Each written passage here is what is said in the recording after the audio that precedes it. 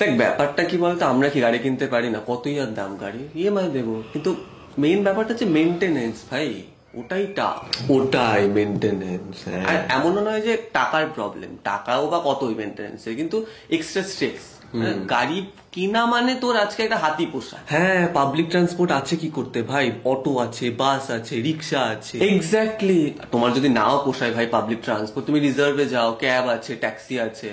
আজকালকার দিনে কিন্তু 4 চাকা কেনাটা ভাই বোকামি, সিরিয়াসলি বলছি। মানে এরা সবাই ফোটানি দেখায়, বোকামি, সিম্পল বোকামি, জাস্ট এক্সট্রা বোঝা ভাই, সব এক্সট্রা বোঝা। নাহলে ভাই আমি কবে গাড়ি কিনে বসে থাকতাম। কোনো ব্যাপার, হাতের ময়লা ভাই।